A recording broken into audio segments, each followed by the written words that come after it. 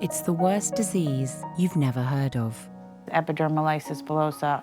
It literally affects every single organ in the body. Just torture mentally and physically. Despite his devastating condition, 17-year-old John makes the most of every day. This is very nice. I love this. I love this. But with a life expectancy of just 30, John's mum knows that time is not on his side. I don't know how long I have with him. It scares me every day. He has a deep-seated fear of medical intervention, made worse when a routine operation left him fighting for his life.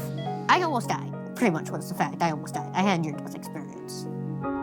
Despite being in terrible pain, John has shunned radical new treatments to combat the disease. If it weren't life-threatening, yes, I would definitely do it. But it's just not worth the risk. Other children, like 11-year-old Charlie, are having their lives transformed by these new medical breakthroughs. It was like science fiction watching his skin change.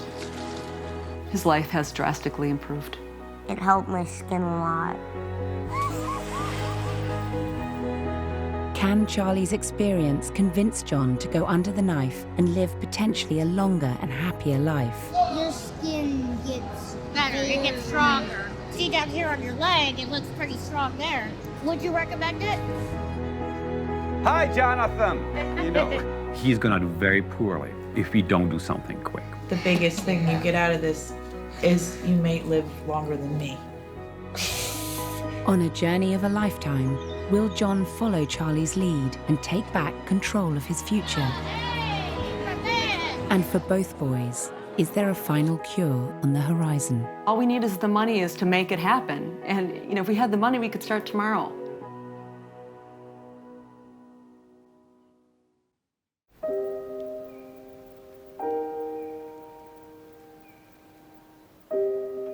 "17-year-old Jonathan Johnfredo was born with the genetic condition Epidermolysis Bullosa, or EB. His body lacks a vital protein that holds it together. I am fragile on the outside because of the skin disorder, but on the inside, I'm just as weak. The day Jonathan was born was pretty hectic. They noticed something wasn't right, and he was missing a little bit of skin here and there. And I figured, he was just in too long. He was 2 weeks late. Then they've been testing for certain problems, and the skin completely tore off when they tried to get a little blood out of him. I had people coming and saying, this is what we think he has, Epidermolysis Bullosa. And I said, can you spell that for me? It was pretty devastating, and it was probably one of the worst days of my life, because they told me how horrible his life was going to be. He wouldn't be able to eat without pain. He wouldn't be able to walk without pain. Everything was just going to be pain. I didn't know if he was going to live, if he was going to make it. We even had a priest give him his last rites, just in case. I just cried till I fell asleep. A doctor come in, and he asked, do you have any questions? I said, when can I hold him? And as soon as they put him in my arms, he just looked at me and smiled. And I just felt a wave of relief. It just made me feel like it's going to be okay. Sufferers of this life-limiting disease are prone to serious infections and skin cancers. I don't know how long I have with him. There is a life expectancy. It scares me every day. So every day I want to make it as meaningful as possible. We're making John's soup. making John soup. This is John's soup. Should I have him go get Now only at selected locations. That's right, ladies, I'm available. If he didn't have the personality that he did, I think it would be 10 times harder. He wants some carrots and celery and... No, all I want is some girls in He here. wants some girls. Seeing him smile just makes me feel better. Makes me feel like I'm not doing everything wrong. It gets super cold once you get out of that tub because you're soaking wet. People say I know just how you feel when really they never do, unless they get the experience. Unless they had it for just one day of my life. It's just torture mentally and physically. All right, Charlie. You know, you're gonna flip yourself over the back of this bed. Ew, ew. So nasty. Like John, 11-year-old Charlie Nuth was born with the most severe type of EB. Tricia and her husband adopted him after he was abandoned at birth because of his condition. I got the phone call and they said that he had a lethal skin disease and he would not live very long at all, definitely not even a year. Any sort of shifting or moving of the skin will cause wounds similar to 2nd and 3rd degree burns all over the body and blisters. That's inside and out, so it affects the GI tract, the mouth, the eyes. It literally affects every single organ in the body. This was one of the worst cases of EB the doctors had ever seen. The hardest thing I have ever done, ever in my life, was to stay brave in front of Charlie when I thought he was gonna die. You know, when you see your own kid ripping their skin off in front of you, you know, I would start to lose it myself. I'll cry every time I say this. But even as a 2-year-old, he would comfort me.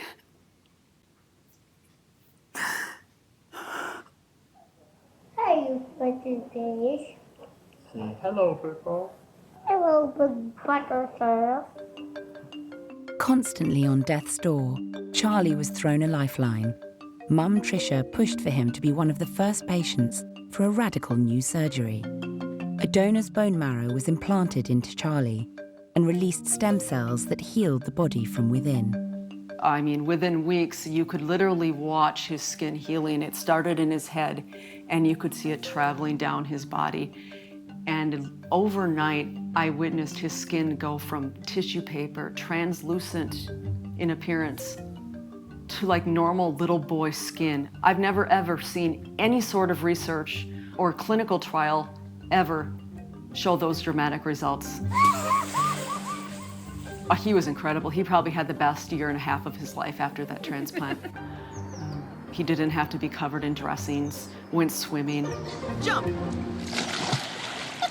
His life has drastically improved.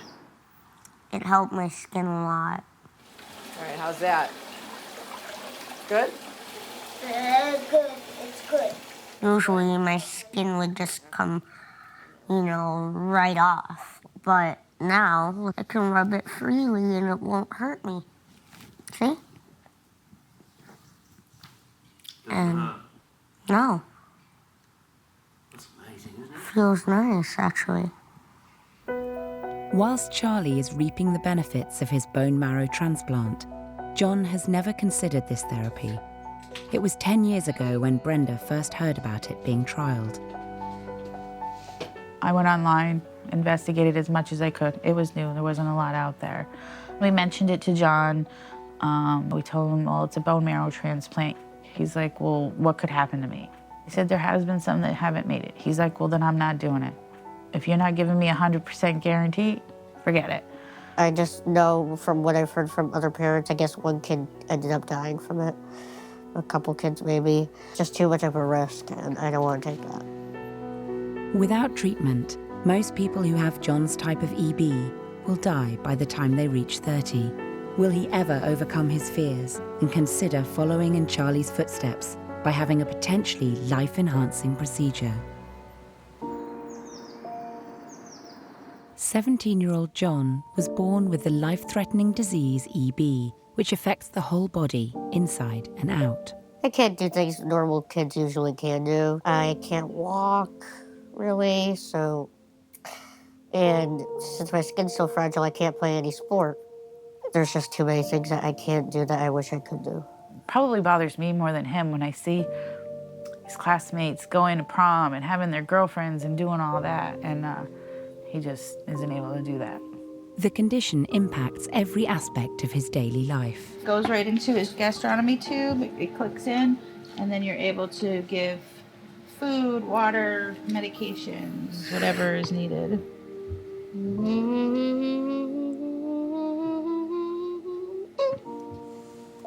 His skin requires meticulous attention. Bathing and bandaging takes around 4 hours every night. Ready? Yeah. He He takes pain relief medication throughout the day. It takes a half hour, maybe 45 minutes at most, for the painkillers to kick in. And it's fine. When it comes to his skin disorder and medical, he's way more grown up than any kid his age should have to be. I'm doing this for 17 years, and we probably use about 30 bandages a day.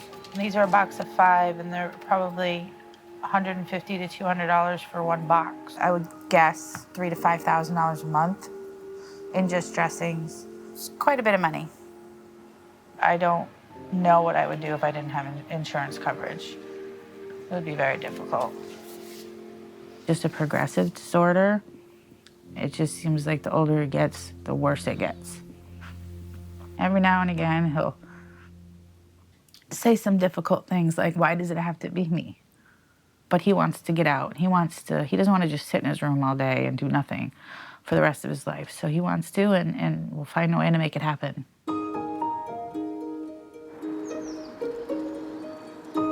In spite of his condition, John is graduating from high school in 2 months' time and is making plans for his future. My dream job would be working just with animals or something. So at least I can get out of the house once in a while and not just watching YouTube all day. Hey, I'm the one working today. Come to me. So there's 2 donkeys in there, 2 mini donkeys, and then there's 2 mini horses. That's what I thought. That'd be the perfect horse for me. Yes, it would.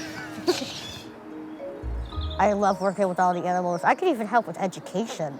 That could be a possibility too. I'm gonna show you how we make diets. If you want, you can help me. All right, figure it out. You can put 6 of those in this bag. Yep, and this is just dog crunchies. That's what they look like. Yep. Yes, it's somewhat new. It's okay. I work here for the day. It's okay. You can trust me. You have a very cute face for alpaca. We don't speak Espanol.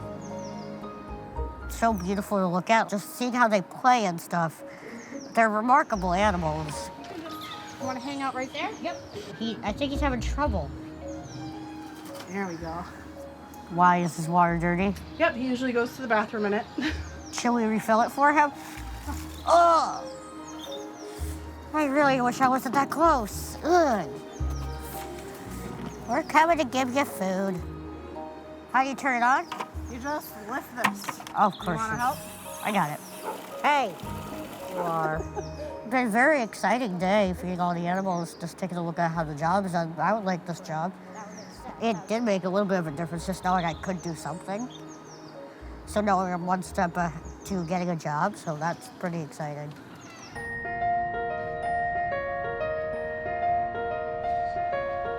While John is just managing his EB, Charlie is reaping the benefits from groundbreaking new therapies. There, how's that? Good? Okay, now let's get this done. I love my mom more than the galaxy. She's really caring and loving. She's everything in a mom you need. The process of doing this previously was so meticulous. I mean, we had to sedate him to even put bandages on him because it was that traumatic and that painful. You know, previously his skin was so fragile, it just melted right off his body. I mean, it would just, if you grabbed his hand too hard, you could just deglove his entire hand. That's how fragile he was. You know, getting into a bathtub with just nothing but dermis showing. And you can imagine the water hitting that. It was like acid hitting his wounds, and he would scream and shake. And after his transplant, he never ever did that again. You know, it was like science fiction watching his skin change. And considering that he has the worst form of recessive dystrophic EB, he's doing pretty darn good. Leading the charge in the fight against EB is Charlie's surgeon, Dr. Jakob Tolar. Charlie is one of the best. My first encounter with him was defining, for me anyway, because he bit me in the exam room. He was so outside of his mind with pain. And we knew that he's gonna do very poorly if we don't do something quick. And he has been, for many years now, deriving phenomenal benefits from the bone marrow transplant. Dr. Tolar is a really good dude. He helped me a lot in life. The transplant was not something easy, but they managed to do it. Now I'm able to eat a ton of things like pizza. You want some? Yeah. He made me just fully become myself. There's nothing in what we have done that is miraculous. This is an outcome of a solid methodological laboratory work. We deconstructed the problem, we put the pieces together, we figured out how it is possible to approach this. That's why these kids are better. Charlie has greatly benefited from the transplant treatment, but at present he still has this incurable disease. I know that a cure for EB is going to come out of the University of Minnesota, and Dr. Jacob Tolar, is going to be the man that does it. Unlike Charlie, John tries to avoid any medical intervention, especially after a routine procedure last year didn't go to plan. My last throat operation, they couldn't get the breathing tube down my throat. My lung collapsed, which is never good because that means you're kind of half dying. So they try to get me up, and they're still going, and I guess my other lung starts to collapse. It doesn't fully collapse, it starts to. So then they stop. And I was under oxygen. I had trouble breathing. I almost died, pretty much was the fact. I almost died. I had a near-death experience. I thought this was a way of the world showing me this is it. I was ready to give up. In hospital, John came across a story that would become a source of inspiration, pulling him through his darkest days. Winter's their most famous dolphin. If you can kind of notice on her tail, there's like no fin. See it? She has a prosthetic that she wears. She's so cute. And just knowing she never gave up made me think, I can't give up. I can't. So I never gave up. Put it lower, just put it a little lower. Yeah, right there. That looks good, that looks very good. Winter's story meant so much to John that he now fundraises for the marine hospital that saved her. Our goal is to reach $200 for Clearwater Marine Aquarium so they can expand the medical and technology they need to give Winter and her friends a better life. You guys ready to donate? Stay tuned. Donations, right here, donations. Thank you very much. His thing right now is Winter the dolphin. He watched it, and then it was just like has consumed his life. Donations right here. If you'd like to donate, come on down. He wants to do whatever he can to help. He had me send in money so that he could adopt her for a year. He just looks at her and says, wow, they had no hope. They thought, oh, we can't do anything. A dolphin with no tail. They're not gonna be able to swim. She's gonna get probably depressed, and she's just gonna give up. But she didn't give up, I guess. She's just become an inspiration to him. Would you guys like to donate? You know, he's worried. He's like, oh, I want to get down there and see her before anything happens to her or me. Thinking of almost $100. Our goal is $200, so we're pretty much halfway there. Thank you very much. You want to take a selfie with the stuffed bush? Oh, jeez. It's like the leprechaun's pot of gold at the end of the rainbow, right? I feel like I should be giving back to her because of how much she inspired me just by watching her on a TV screen. And that's why I'd like to meet her, so I could just say thank you a bunch to her. Though Winter the dolphin helped John get through a difficult time last year, he is still anxious about any form of medical intervention. His next round of surgery is to expand his esophagus, which has been closing up, restricting his breathing. Hi, good afternoon. Hi, I'm Susie Ashton. I'm one of the nurse practitioners. Hi, Jonathan. How are you today? Before the procedure can begin, the hospital needs to be aware of all John's medications. Do you have a lot of pain? Yeah, but that's part of the disorder.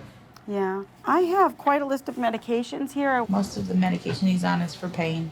Using the lidocaine gel. The oxycodone.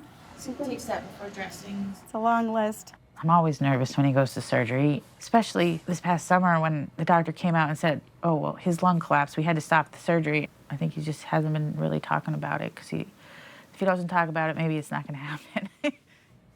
Brenda hopes her son can overcome his deep-seated fear of surgery so that one day he might consider treatment rather than just management of his EB. Maybe someday he can live without pain and wounds and have somewhat of a normal life. Hey! Hey guy, how you doing? I'm nervous. Understandably so. I just don't want things to go like they did last time. You don't think something's working and you think something's going wrong, please stop. Yep, and that's what we did last time. Sooner. Don't keep trying. It took a while for everything to heal up and the swelling. Okay. And Understandable. as a mom, probably the hardest part about this disorder, I can't make it better.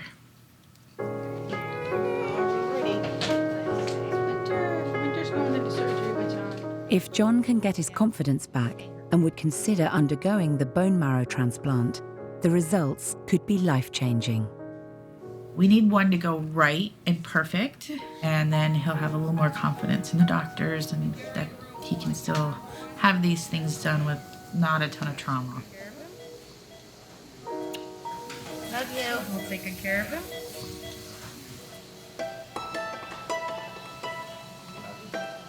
John is in hospital, having surgery to widen his throat cavity. When his throat starts to close up, he has more trouble swallowing, like saliva, water, and then he has to spit it out. He just can't. Everything just collects in his mouth. He's had this done at least 10 to 12 times. The last time he had this procedure, there were near-fatal complications. He's very nervous about it because last time it was scary. And now every time it's like, okay, is this going to happen again? Well, that's where his stricture is. That's C6, so that's almost where you're at. The plan is to push rods down John's throat in order to open it up. There's stiff dilators that go down and that are tapered, and so they kind of sequentially open up the stricture. Okay, I'm pulling the wire. Okay. So that's all I got. The hard part was trying to get into the lumen of the esophagus, or the opening, because it's very tight. So now comes the part where we try and dilate open that stricture. Suicidal scope is 6.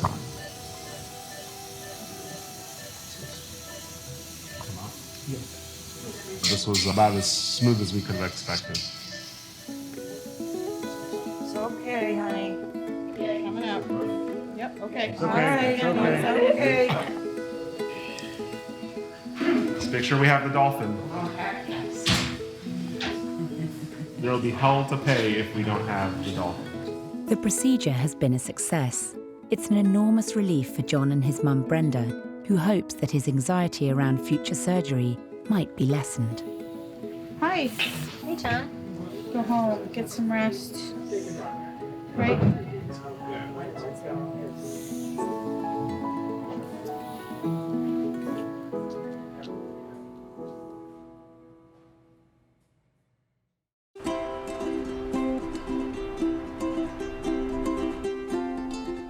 After John's surgery went smoothly, Brenda is hoping she'll finally be able to revisit a conversation they had 10 years ago about him having a potentially life-enhancing bone marrow transplant.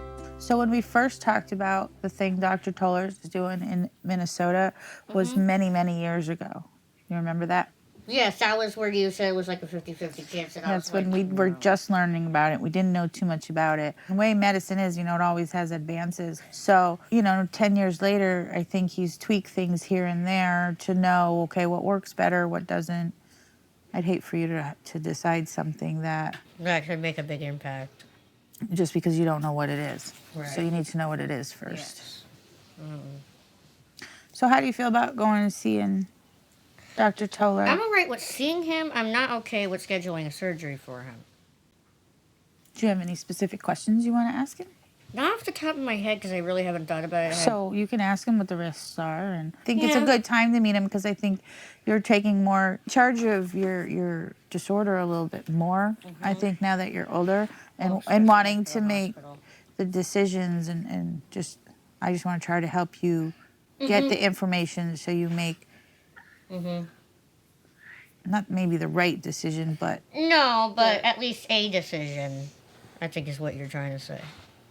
I would like to know, like, kids that had it done, how are they doing now? What did it fix? What did it not fix? Get more details from them about so that exactly would be how it fine. works. That would be fine.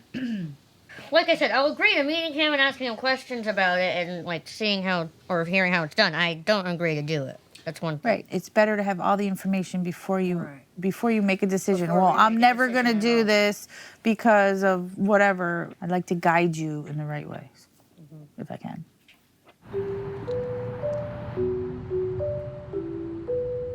John is considering the bone marrow transplant, which 11-year-old Charlie underwent 5 years ago. Hey, do you want to play superheroes and bad guys in real life? Yeah. He loves his family. He loves his life. He's positive about his future. You know, he just wants to be a regular kid. That's all he wants.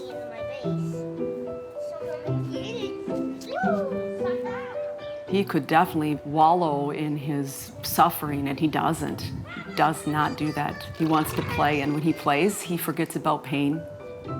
Zachary is in school. He's 7. He loves to play with me, but he's really into guns. We're far more relaxed. We don't have to constantly protect him. He can be more independent. He can play with a group of friends.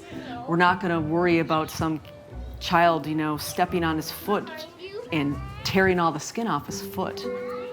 Tricia has embraced every trial and treatment to counter Charlie's EB and improve his quality of life.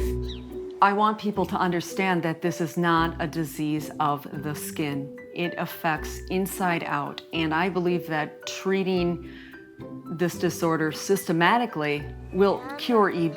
You can do it. I'll help you.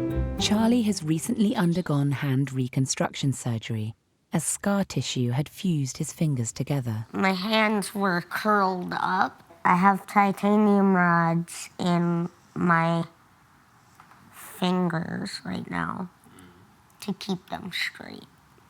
And it's actually inside the bone. It's a little painful, but I've gotten more painful things in my life. He's been in this contraption now for, it'll be a month, I think, next week. And the hope is that we'll be able to remove those rods and, you know, heal his hands, and he'll have full use of his hands again. Hey, can you put this guy on my car? Yes, that soldier. We're doing it in a week from now. Here come out the middle rods. There might be a little blood here and there, but it's fine. These kids, what they go through and what they endure is just unimaginable to most people.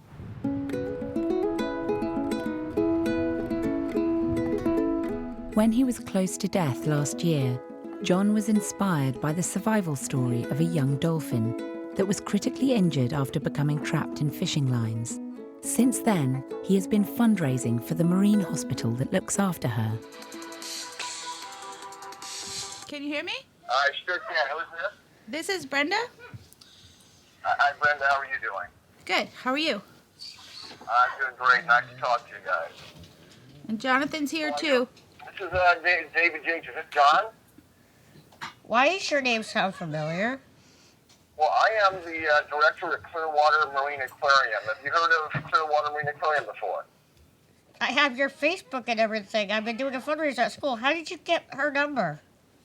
Well, who knows? Funny things happen. So people talk, and your story kind of gets out. And so, by the way, yeah, tell me about your fundraising. I hear you're actually fundraising for Clearwater Marine Aquarium. So how's that going? Tell me about that. We're almost halfway to our goal is to reach $200 for you guys. Wow, that is really, really cool. And that says a lot about the kind of young man you are. I understand that you watched either the Dolphin Tail movie. They actually got me through the summer. I was in the hospital this summer. I had a bunch of surgeries, and she was the only thing that kept me going. So I'd like to invite you and your family down to come meet Winter. Also, Are you serious? As our guest, and get a chance to meet the dolphin that inspired you. Can we do that? That would be amazing. That would be awesome. I am so glad. Oh my God. Pack your bags and head to Clearwater pretty soon, okay? Alrighty then, thank you very much. I can't explain how happy I am right now. My heart was racing when I heard his voice. I'm like, So this is not a dream. You just got a call from like the head of Clearwater. yeah, he's the head of the Clearwater. He's the one who's in the video. Says he wants you to come down and meet Winter and Hope on Saturday. Pinch me, please. I can't. Fine. What the heck just happened here? I hope if he does get to meet Winter that it does give him more inspiration and more fight and, okay, you know, this is what I gotta do. I'm just gonna do it. That's it. And, you know, I think a lot of this disorder is just your will to fight and your will to want to live. Before John's trip to Florida to meet Winter, Brenda has brought him to Minneapolis to see Dr. Tolar in the hope that her son might consider his pioneering EB treatment. Hi, Jonathan. How are ya? For the first time ever, John is meeting someone who could extend and improve his life beyond all measure. So, what I'd like to do today is to talk with you and see if there's anything that I can help with. What I'd like to know is what this does or what involves it. So a little information or history on it. Yep. Oh, cool. So this is basically what a normal skin looks like. You know, this is the top part of the skin. Yep. And this here are 3 molecules of the type 7 collagen together. This is what you don't have. That's what I don't have, these guys. That's exactly right. If you replace just that one missing protein, you will allow the skin, you know, that's just fine altogether. To regenerate by To itself. regenerate, that's a good word actually. Regenerate, you know, in a way that a skin normally would grow. I have more than 30 people with transplant that I've transplanted for EB for the kind that you have. Right. And majority of them have gotten much, much better. Okay, not all of them, because some of them died. Some of them died because of the transplant itself. Yeah, that's And the because thing of- that kind of I know. Most of the children that were not able to live through this were the one at the very beginning when we didn't know all the things that we know now. You get unfiltered honesty from me, okay? This is way too serious, and for you to travel here, for me to tell you something that's not perfect truth, you know, is ridiculous. That isn't a risk taker, pretty much. Yeah, there is risk. Yeah. Of course there is risk. Risk in But everything. there is, you know, and being alive with recessive dystrophic EB is Yeah. risky. It's incredibly risky. So you balance these risks, you know, of the You gotta disease. choose which is better. Is it to That's go through exactly- this but a possible death, or do you live with this and live longer? It's much, much safer. And the last, I think, 12 or 13 are alive, you know, with the transplant, and actually have done very well. Do you notice a difference how you used to do it at the beginning and how the results are? Huge difference. Huge difference. This is a lot more advanced than I think what I was reading when you first started. Do you still see these people to make sure they're still doing okay? Yeah, I see them every year. I see every single person. So once a I year have you have to ever- check in. Yes, you do. Anybody from Connecticut? Not at the moment, no. You could be the first. It's not a bad thing to be first in something. All right. All right, thank you very much. Been very, very Thank you so much. Yes. big honor. You're very welcome. That was very good. You glad you came now? Yeah. I mean, he's showing you results, and I know you don't like to see these pictures. Yeah, But but- look at the difference. Yeah. I see this, and it gives me hope. Well, It hopefully really does. Winter and Hope give us more inspiration tomorrow. If this worked, there would not be a life There would- expectancy issue. I know, that would be so awesome. The biggest thing you get out of this is you may live longer than me. And be able to maybe have a somewhat normal life. Maybe- I don't think I would ever have a normal life. You never know if Well, it's something to think about. It's definitely something that and we think need to of think one about. thing, the pain would be gone.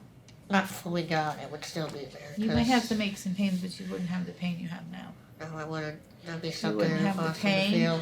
and maybe We'd actually be you able to do could more have- stuff. But hey, this is awesome. Yeah. I kind of lost hope for a while. This gives me hope again.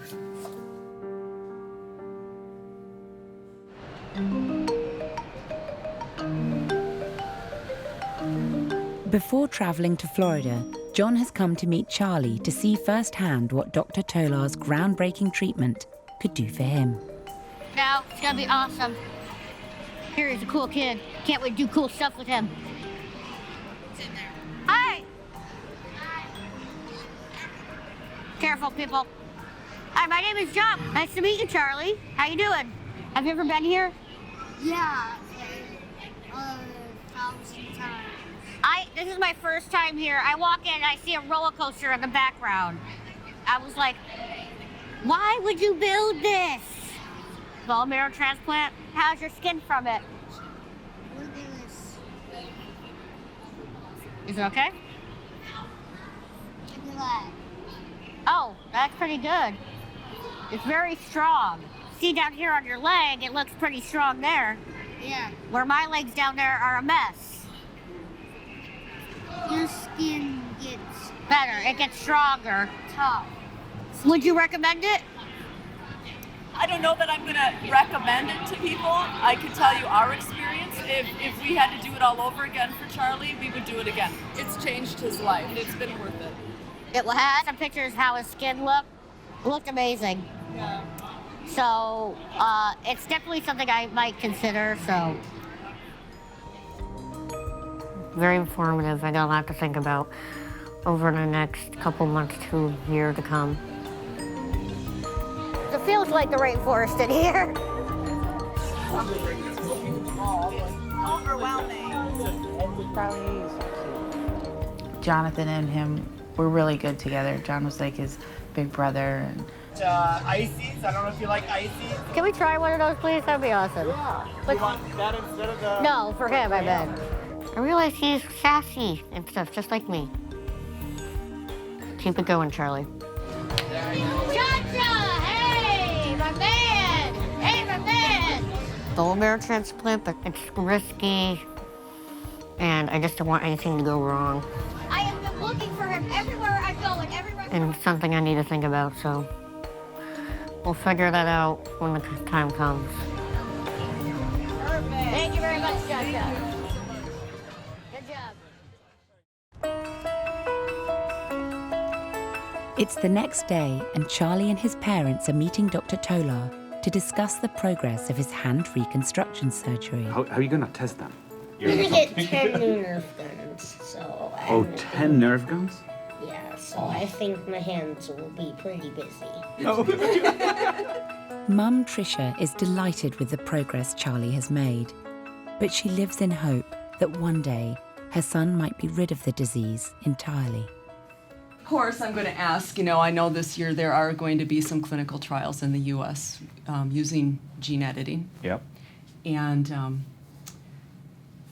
I also understand that if those are successful, then most likely then other clinical trials will follow. Gene editing is where we can take out that single letter in the 3 billion that we have in each cell, that one that causes the type 7 collagen to malfunction, and we replace it with a healthy one. The first, really, despite what everybody wants, is safety. Right. It's really, I want to show that this can be safely used. Right. Also, we basically need somebody to step in and fund it. I'm always trying to think of where that funding can come from and, how us families can help make that happen faster, because obviously, every day that goes by is just a ticking clock, It's Charlie's, time. It's exactly. Time is the most valuable thing we have, or don't. And when I watched Charlie's skin change from his transplant, it was so incredibly dramatic. I mean, it took my breath away as I watched it happen, and I so badly want to see that happen again. But we are on the right track. I know. My dreams for Charlie are that he will benefit from genome editing, that he will be part of a cure for EB, or at least a real treatment that drastically reduces the severity of the disorder. Before they leave, Charlie has asked whether he could see his own harvested cells in the lab. It's warm. Dr. Tolar has used the gene editing technique to reconfigure the DNA in Charlie's cells, in effect, removing the EB. So we're gonna look now at the real thing. There are not very many people who have seen this.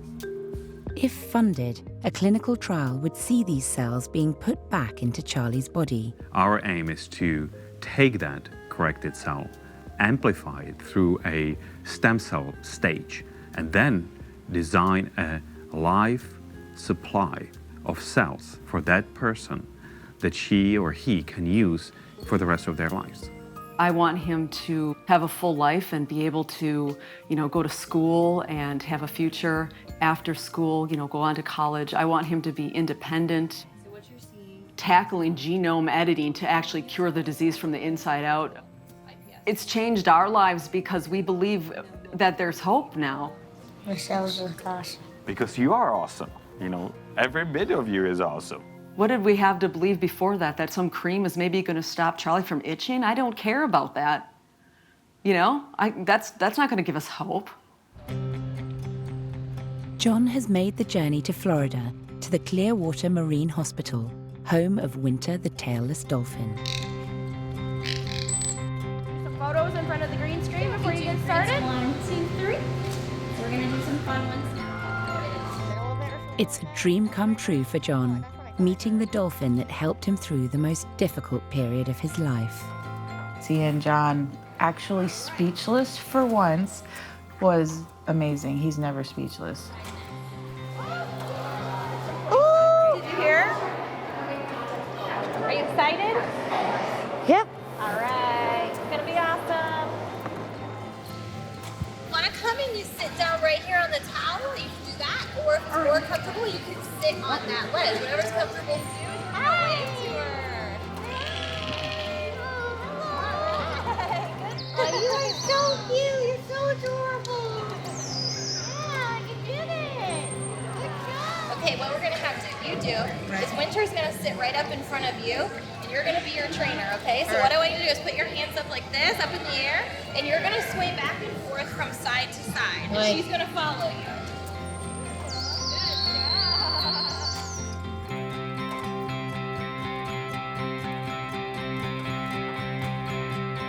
This is very nice. I love this. I love this.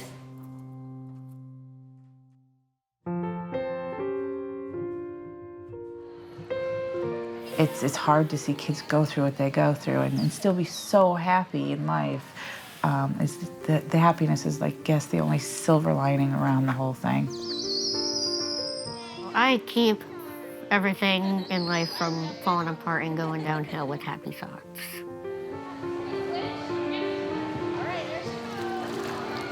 I got a lot to think about over the next couple months. My dream is that for these children, like Charlie, like Jonathan, EB and related disorders will go the same way tuberculosis went. Who knows about TB today? The only thing stopping a clinical trial from happening, and the only thing that's making my child and other children wait for relief, is funding for a clinical trial. It's not even about the research anymore. All we need is the money is to make it happen. And if we had the money, we could start tomorrow. If I decide to get the surgery, we'll let you know.